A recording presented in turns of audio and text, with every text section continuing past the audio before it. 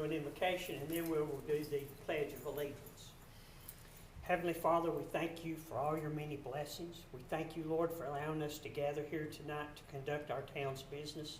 And I pray for your guidance and for your direction, that we may do things, Lord, that are according to your will and not ours. We pray for your guidance. We ask for your direction again, because, Lord, that's the only way we can make sure we do things correctly. Amen. I pledge allegiance to the flag of the United States of America, and to the republic for which it stands, one nation, under God, indivisible, with liberty and justice for all. Thank you.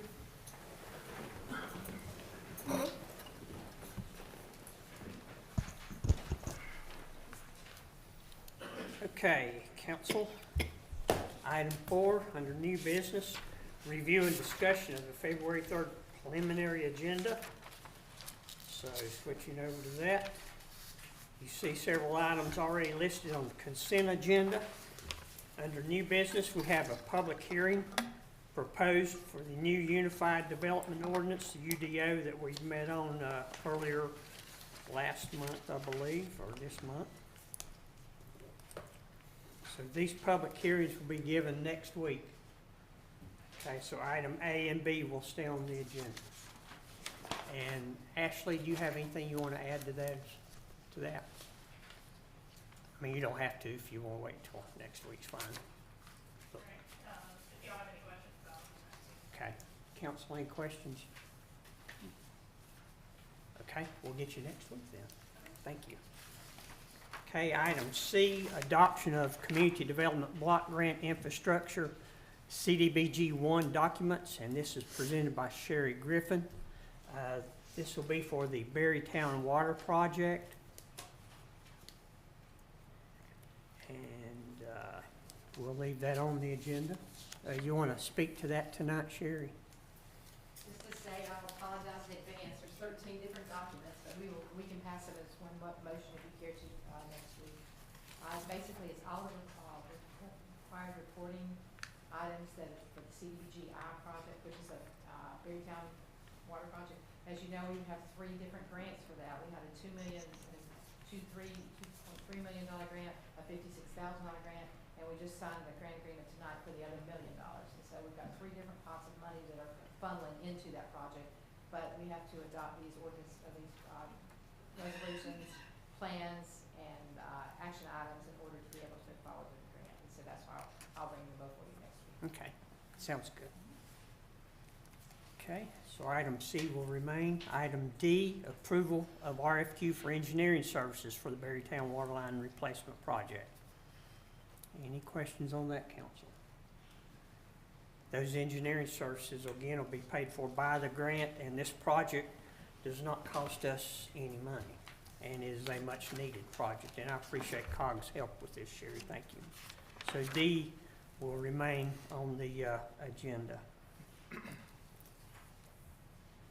Those probably don't need to be put under consent. Okay, gotcha. Item E, presentation of our financial update for the fiscal year ending June 30th, 2024. And that will be presented by Loudermilk and Church. That will remain on the agenda. Item F, approval of fiscal year 25-26 audit contract by Loudermilk and Church. Bo, do you want to speak to that?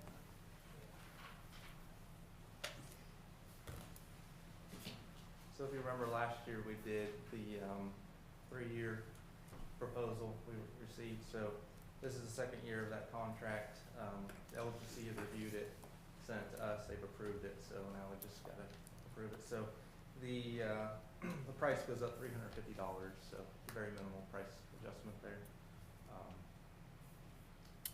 So we'll have the contract on the agenda. Would you be comfortable with placing that under consent? Yeah, I would recommend it go under consent. Okay, council, any questions or challenges with that? No, I think that's fine. That was actually the amount that was in the proposal they presented last year, for this year. Yeah. Yeah, so nothing new. So item F will be consent, ma'am.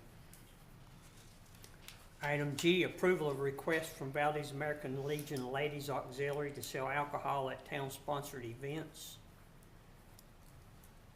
And also item H, approval of request from Valdese Style Wines to sell alcohol at town-sponsored events. And council, if it's okay with you, we'd move that to consent, Yes. unless someone has a problem with that. Okay, G and H will go to consent too, ma'am. Okay, item I, approval of resolution withdrawing Lovelady Road Sidewalk Phase 1 project application. You want to speak to that? Sure, so this is on there because last meeting, the agreement with NCDOT for the funding, there was no action taken on it.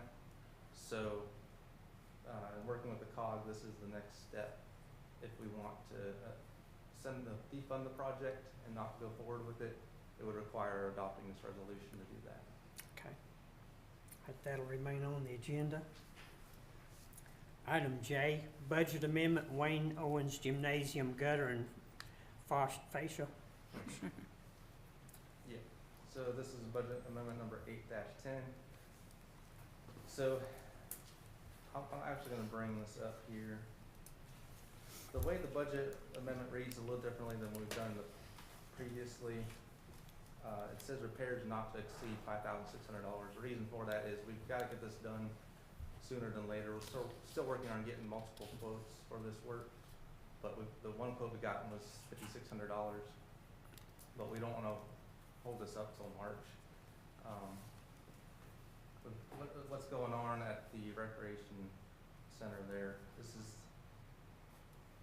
the gutter system that's above the, it's on the gymnasium part, but above the bowling alley. So water's got behind there, it's rotted the fascia board, and as you see from this picture here, the gutter's pulling away. And that's causing water intrusion down into the bowling alley itself. So we've got some water damage going on. So we need to get this repaired as fast as possible. That's why this is on here, is it not to exceed 5,600. So we know we've got that one price. We're gonna try to get more, but we need to get it done. Okay. Council, can we put item J under consent? I don't think I'd want that under consent. In fact, I have a couple questions about that, if I might. Okay. Didn't we just spend something over $1 million on renovations of the Wayne Owens gym? The inside, the gym floor, the new basketball goals, it was about 2 years ago. That project combined with the locker rooms and stuff, we spent around $900,000 or so. But Or that renovation. so we didn't look at the outside? We didn't do anything on the outside, no. I wonder if, I don't think citizens, well, I know this council member doesn't know, and I don't know what the rest of council members, I don't think citizens know how much the town has invested in our community recreation center in the last, say, 5 years. And I wonder if, would it be possible to pool that together for, and maybe have it on the, just in the agenda packet for the next meeting so we can kind of review. You know, that was $900,000. I think we spent a lot of money renovating something about the pool, the splash park. Okay. We've put a lot of money in that, and in fact, we owe some money on that yet for another 33 years, I think it is. So I think I'd like to see all that all pulled together. I think maybe a lot of people would like to know just how much Valdese is spending on these community recreation facilities. And I don't know, well, maybe it should be a separate item, but since this is the Wayne Owens gym, that was the one sparked the thought in my mind. So do you wanna, or are you proposing to add this to this actual item or add it as a separate? I just, well, I don't know, we could, I don't know, as far as I'm concerned, if it was an agenda packet item, just further information on total investment the last 5 years in the community recreation center, that's fine with me, or if the council wants to have it as a separate agenda item. Council?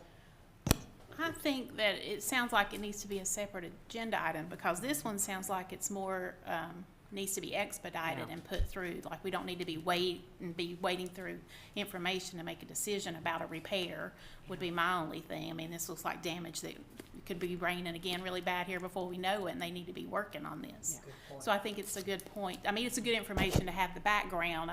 I'm not disagreeing with that, but I think this item maybe needs to move forward. Yeah, and I think as you're talking about the Wayne Owens Gymnasium, we also look at how much the public raised in. I know the town did come in and put money in, but I know the public raised a lot of money for the renovation of that gymnasium. Yeah, we need to get all that out there.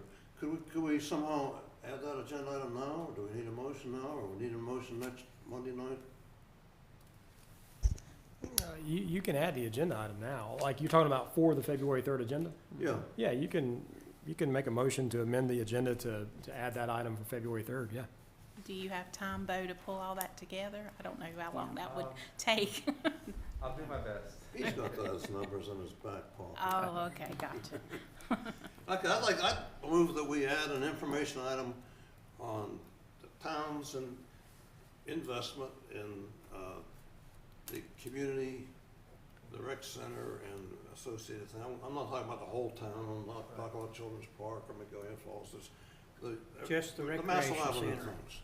In the In splash. the last 5 years, and, you know, what was spent and where the money came from, and who used it. And is that the splash pad too? Pardon? You want numbers on the splash pad? Yeah, That's not in the last 5 years, is it, the splash pad? We'll make it 7 years, whatever it was. Need a motion, please. 2016 or 17. Yeah. Last 7 years then. Okay. What's the motion, please? The motion is that we will have an information item on the February 3 agenda to just review the total expenditures on recreation facilities on Massillon Avenue in the past 7 years. Source of funds and who uses those facilities. In general, who uses them. You good? I think so, yeah. Okay, I need a second. Second. Okay, any further discussion? Those in favor signify by saying yes and raising your right hand. Yes. Yes. Yes. Motion carries. Thank you.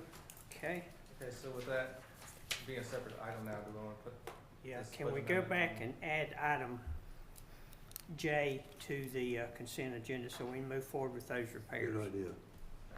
Yes. Yes. Okay, item J to consent. Thank you, council. That was my next question.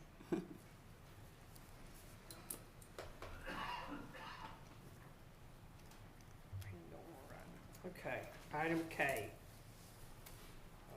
Any questions on that? Just one on that one. I think I submitted some of these, and I missed the key one. When you cover this one, well, you kind of covered it, but I don't know. At any rate, could we find out the status of the ADA compliant work being done at the rec center? mhm, So could you add that one on here? yeah, I mean, we're currently getting quotes, so there Are really you still is- getting quotes now? we're waiting on an updated quote from Moss Marlowe and another quote, so there really isn't much to update at this point, but That's good enough. We don't need to mess with the agenda. Okay. That's fine. Okay. Item L. I believe that's yours, Mr. Harvey. Potential Valdese Town Charter Amendment. Yeah, I brought that up last year, and we didn't have a whole lot of discussion about it, except that I think I put it out last year as something to bounce off citizens, and that's what I'm suggesting again, is we bounce it off citizens. The possible amendment is to amend the town charter to make the mayor's term 2 years instead of 4 years. And for 80 years in the town, up until the year 2000, the mayor term in Valdese was a 2-year term. And I don't know why it was changed then, that was before I got here by a few years. But at any rate, it became a 4-year term, and our current mayor, Watts, doing a fine job, but he's been the shortest term mayor yet. We had a couple who served for, I don't know, a lot of years. And the thing is, almost half the town council turns over every 2 years. There's an election every 2 years. And the mayors usually have a vested interest in those elections. I think it would be good if the mayor ran every 2 years as well. There are some towns in North Carolina that even have all the council members re-elected every 2 years. Town of Rollsville, they think that worked great for them. It probably does, except for the learning curve. I mean, there's a lot of learning to become a council member. A lot of learning to become a mayor too, but mayor doesn't usually come in out of the cold. They usually have council experience or you know. At any rate, so that's, you know, I guess I'd like to find out what citizens think about that, as well as other council members, but I think it ought to be our citizens who give that some thought and give us some input somehow. It's kind of too bad we didn't get that on our citizens survey, I suppose, but we never talked about it and put it out there. So, all right, that's just the reason I brought it up. Any other comments from here or from citizens at the public comments section next Monday would be welcome. Okay, emails item or L emails? will remain on the agenda. Okay, item M, fiscal year 25-26 budget plans and schedule. Mr. Weichel, are you going to do that?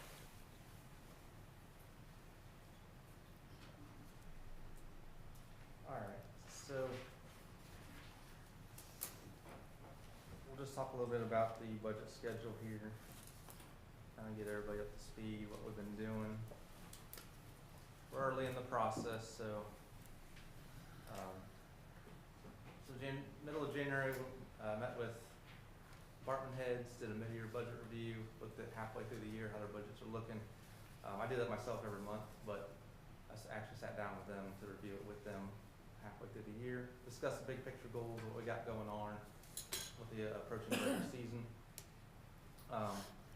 In the process of getting worksheets formatted and sent out to departments for their developing their budgets. At about the same time, we got the utility fund we're dealing with the CIP and the rate study that we do with McGill. So we got those meetings that are going to kick off on February 6th. I've asked departments to get back drafts of their worksheets to me by early March. I'll review those drafts with each department head, and then we'll provide some feedback on the operating and capital budgets, adjust as we need to. End of March, we'll continue with the utility fund CIP and draft a review. And that's when we start to get into putting all this together for the April budget review #1 that we'll do with council. So this year will be a two-day like we've done in the past. We'll do general fund on day 1, utility fund on day 2. And after that time period in mid-April to early May, whatever, feedback we get from council or discussions that we have, we'll incorporate that into the budget. And then we'll do a budget review #2 in mid-May to start tidying things up. So we'll dig a little deeper into things. And once we get feedback on that, that will start to develop the final budget proposal. And then that proposal with the budget message gets delivered no later than June 1st to the board. June 2nd is our council meeting to present publicly to the council, set a public hearing date. And then hopefully June 23rd goes well and we're able to adopt the budget ordinance. So that's kind of the rundown of where we're at right now. Are you a little ahead of where we were last year? Slightly, yeah. When did the interim manager have the department head meeting to start this off last year? I think it was in the middle of February-ish or something like that. I can't remember exactly. So So he really did have one? I was with them, yeah. I can assure you we did, yeah.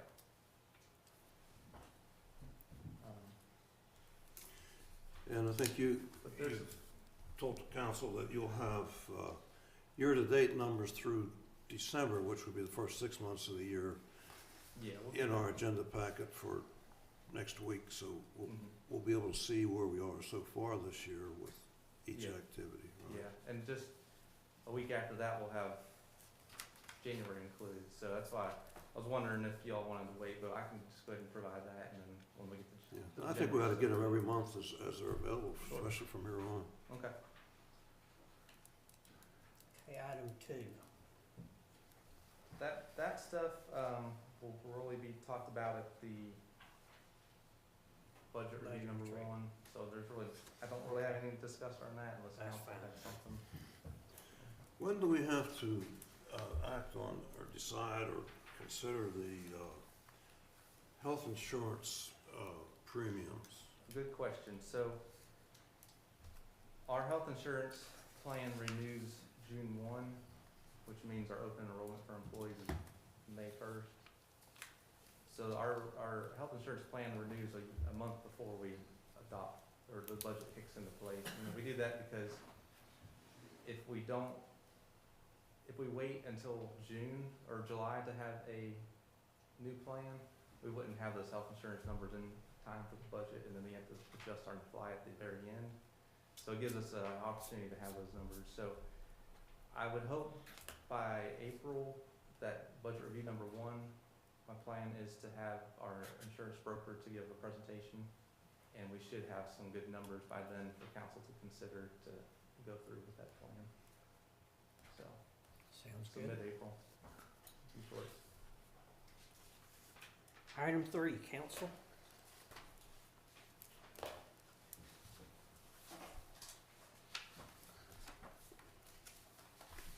Y'all have anything to say to item 3 on budget considerations? Excuse me 1 second here. You're going too fast for me, Mr. Mayor.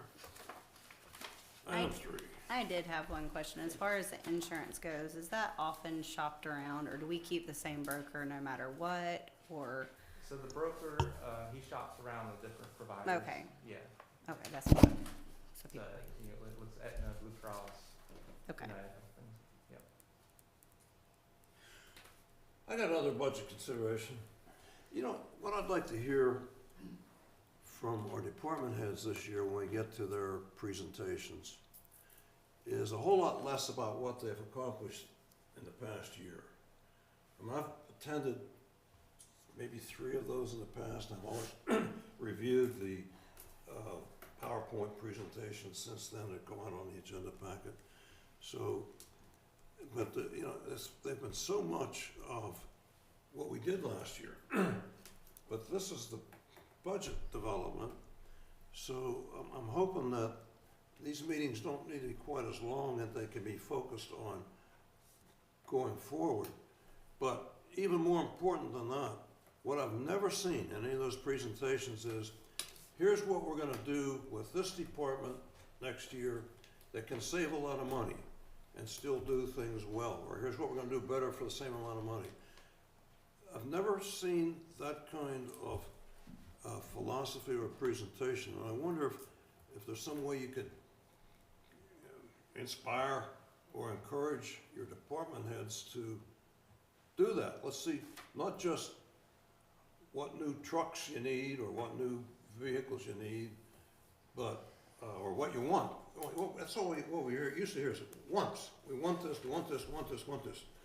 So it would be a nice change if we could have each one spend some time talking about, here's some major town service that we provide to our citizens, and here's how we can do it better.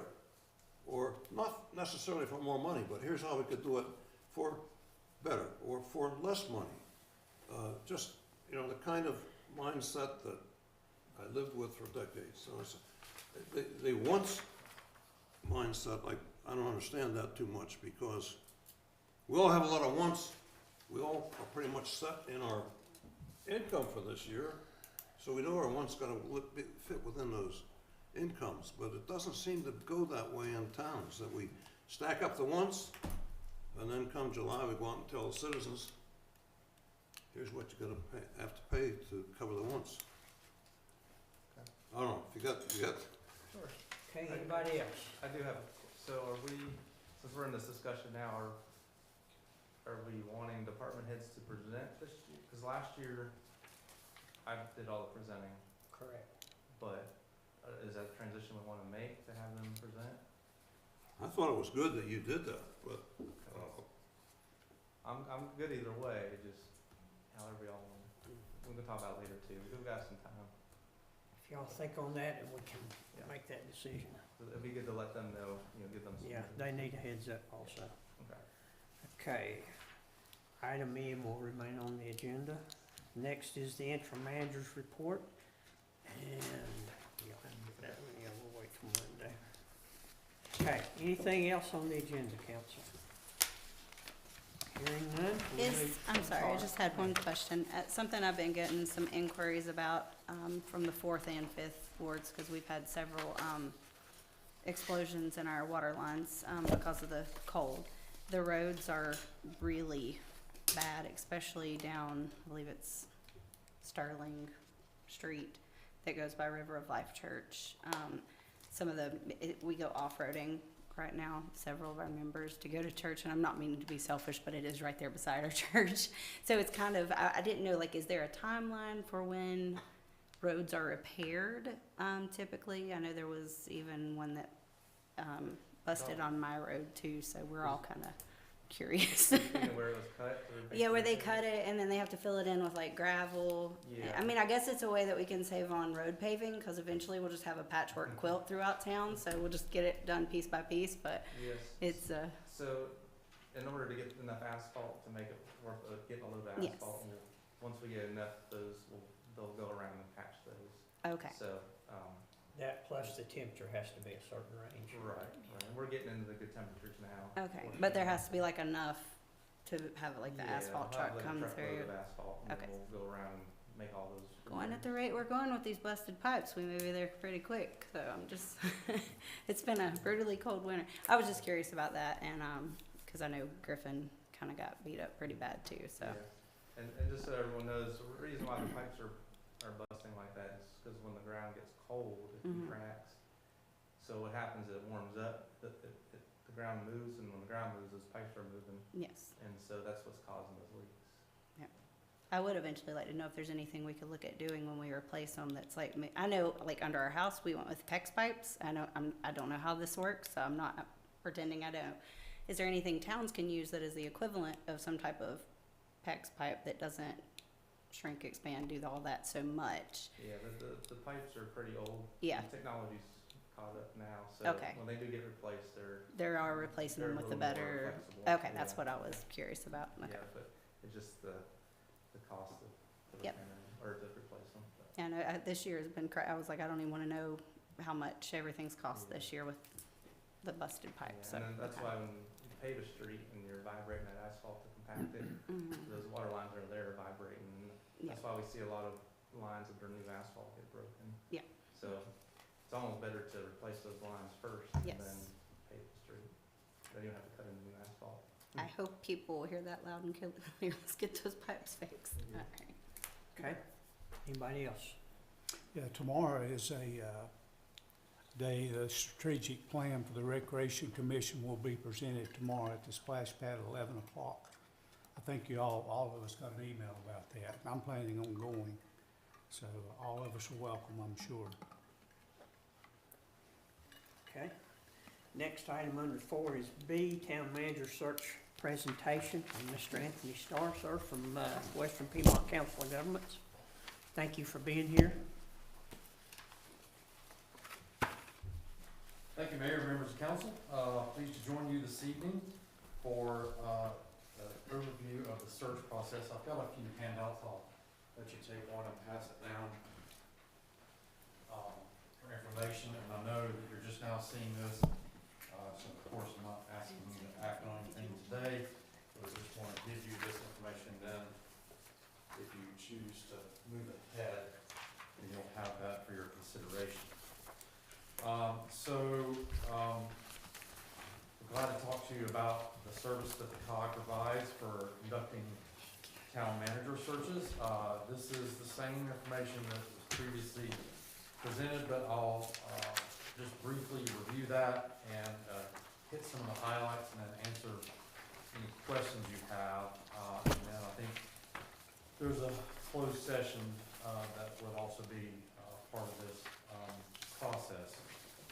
So obviously, just to remind you and the public, of course, you don't have a lot of choice about how transparent you are with this process.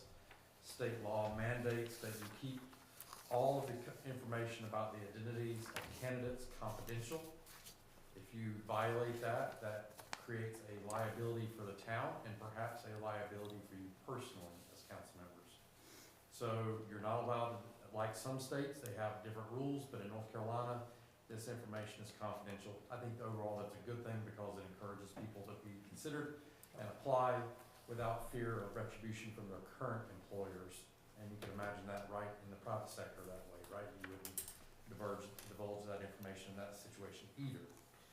So we would handle the process for you, but to be clear, we are handling the process, but we're not making decisions for you. So we will handle the logistics of collecting the applications, making the advertisements known, talking to candidates about the position and answering their questions, putting together the interview questions for your review, putting together the exercises that would occur during the interview process, handling all the logistics of getting the candidates there, their background checks, all those sorts of things we would handle so that you can focus on who you want to choose as your next town manager. We will point out the attributes of the candidates and help you identify the top applicants based on criteria that you will establish, and we will screen them. But at the end of the day, once we screen them, we'll identify the top candidates for you. You will get copies of all of the applications. It will just identify the top applicants, 8 to 10 of them, that we feel like meet your criteria best. We will point out the pros and cons of candidates that you review and as you interview them, but we're really careful not to tell you who to hire. And why is that important? Because you are the elected officials deciding who is best fit for your town manager. And we don't try to substitute our judgment for yours, but we do try to ask questions of you and point out things to you so that you can think about things holistically and making the best informed decision possible. So we go through that process.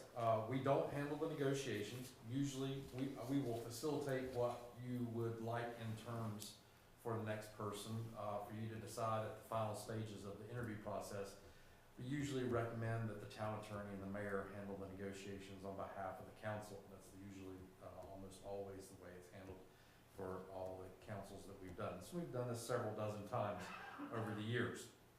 So there's a sample timeline there that's not set in stone. It can be adjusted as we would move through the process.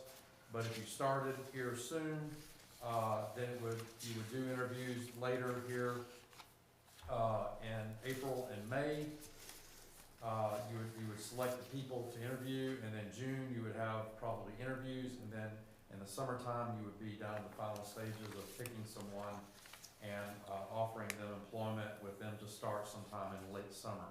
And that would be the ideal kind of timeline. Of course, there's always reasons why that might change. Sometimes you can speed it up a little bit.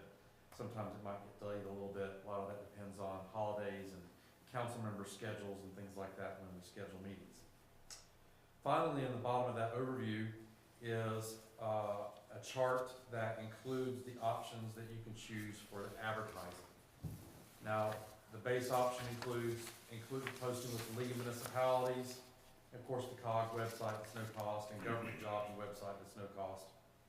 We'll also put it on the manager's listserv in North Carolina, which most of the managers in North Carolina will see, which is frankly, for a town your size, your target audience. You will get some applicants from out of state, of course, too, but with a town your size, typically they tend to be in-state candidates, tend to be the ones that come to the top of council's preferred we do, I'd say every search, you know, not every search, but a lot of searches, there's maybe one candidate or two candidates that are from out of state to get heavy consideration as well.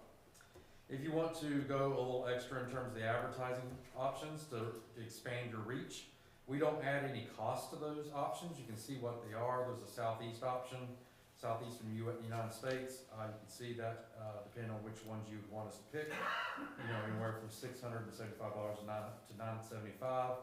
And then if you go to a full national search, including advertising with the International City County Managers website, the National League of Cities, and the National Association of County Commissioners, that would range from $1,800 to $2,100 as well. And you can pick and choose which of those you have strong preferences for that you can use.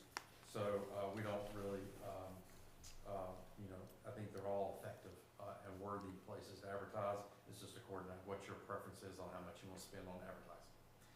So with all that, that's the basic outline and the schedule. We've done this successfully a number of times in our region for both town managers, city managers, and county managers, but we've also done searches for city attorneys, as Mr. Swanson knows, and also we've done searches for DSS directors, other chiefs of police, various searches like that. So we have some good experience and a good team working on this, and I'll stop there and see what questions you might have of the process. Council? And I see your fee is $3,500. Yes, that is our fee. Frankly, it doesn't cover all our costs, but we try to cover some of our staff time. It costs us more to do it than that, frankly, but we view this as a service that we provide to our members, and I think you'll find that fee is substantially less than most of the private sector search firms. Absolutely. What other searches do you have ongoing at this time? None at the moment. That's last year when we talked to you, you had 2 or 3 going. I read in the paper that City of Marion is looking for a manager, but they're going a different route to find. They're not in our region. They're served by different. Oh, they're not part of COG. Not our COG. Not our COG. Hills Regional Commission. Okay. Anyone else? Now, this will be a local search and a statewide search and a nationwide search. If you want it to be a nationwide, Okay. I mean, it'll be advertised, it'll get out nationwide regardless of which option you choose, but if there's those options on the national advertising, you can do that. What's the difference in cost in statewide and nationwide? So statewide, the base cost is just about $125. That's with the league municipalities, listserv, things like that, our website, government jobs website. And then it goes up to $1,800 to $2,100 for national search. And that's posting with additional, we don't add anything to the cost of that. That's just straight the cost for the International City County Managers, the League of Cities, and the National Association of County Commissioners. Now, that's above the $3,500, is that correct? Yeah. And the $3,500 is the base fee. It does not include things like background check fees. It doesn't include drug testing fees. It doesn't include meals for the actual events, because you'll usually choose to have some meals brought in for that. Those are they're nominal. It's not a lot of money, but it's just little things that we just bill that as the straight cost of what it costs to provide those things during the process. But $3,500 is just the base fee. So all in all, I'd say, you know, it would cost you probably, you know, a few $100s more than $3,500 when it's all said and done, depending on which advertising object it might be, you know, a couple thousand more or so. Yes, I'd like to hear you philosophize a little bit about something. We've learned a lot in the last year. And one of the things that I guess we learned, although in looking back on it, it was something that I knew over the years on both sides of a search, that if, you know, my perception is that if somebody is, there's a search taking place and the applicant is probably not local, maybe, another part of the state or even another state. It's a two-way selling job. The applicants try to sell themselves to the town, and once the town makes the decision, the town really needs, the employer, I know it as an employer and as an applicant, the employer needs to do some selling also. They need to go to this person and say, okay, they want to hire you now, here's why you should consider taking this job. That's where we had a hole there last year, quite frankly. What happened was we chose, just as one example, we chose somebody and that was it. Then it was just sign this contract, send it back, sign a contract, send it back. There was no selling beyond that. So I'm sure you've placed people who move across state, have to relocate. How do you see that part of the process? So I think we've been successful because we do try to put the town's best foot forward in terms of selling the town. And both the advertisement that we put forward, we try to accent the things that are positive that are going on in the town. However, I've been on the board for the City and County Managers Association for a number of years, just rotated off.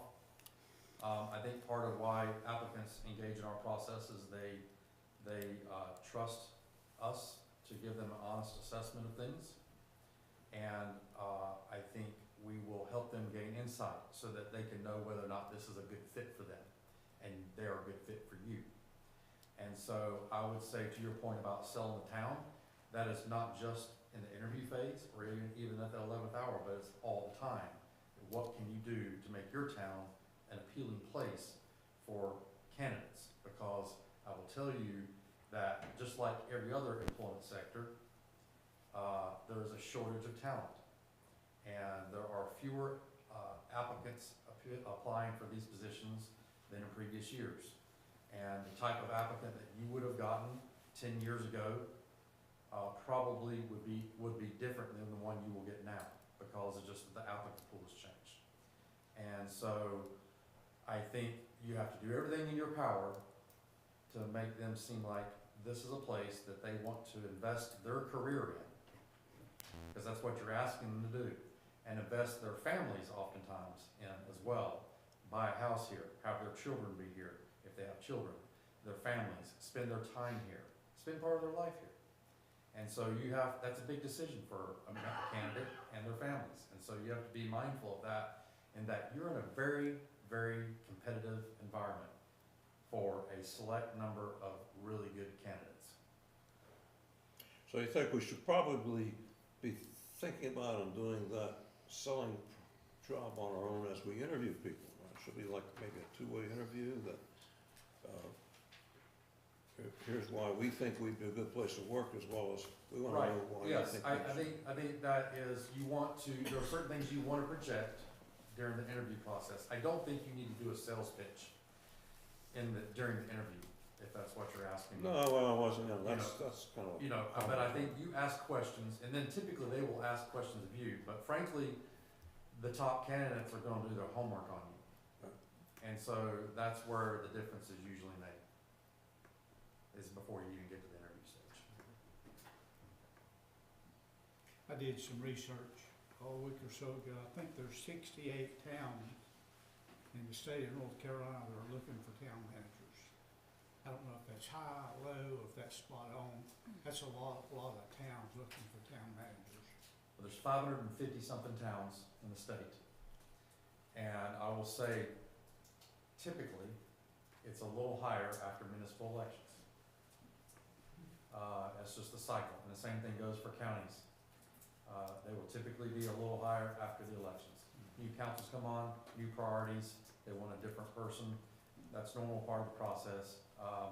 And there's usually some managers that are looking for new jobs at that point, and ones that are forced to look for new jobs at that point. So it comes and goes in cycles, if you will. But I will say, Mr. Ogle, I think overall in the state, there's a great deal more turbulence in local towns than there used to be, and the turnover rate has increased overall, is my observation.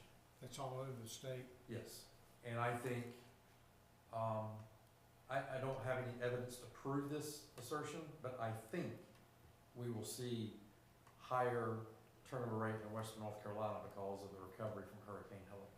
I think people will get burnt out, nerves will get frayed, and towns will make changes more often than they used to because of that. Makes sense. Certainly see that after when there's a recession in the economy through my career. I've seen upticks in turnover when there's a bad economy for the same reasons. And I suspect that the Hurricane Helene recovery will produce a similar phenomenon. I can see that. Anyone else? Thank you, sir. Anthony. Okay, council, at this time, I'll entertain a motion to go into a closed session pursuant to North Carolina General Statute 143-318.11A6 to consider the qualifications, competence, performance, character, fitness, conditions of appointment, or conditions of initial employment of an individual, public officer, or employee. So move. Second. Second. Those in favor signify by saying yes and raising your right hand. Yes. Okay, so be it. There'll be no action taken in the closed session, and there may not be any taken when we come back. Thank you.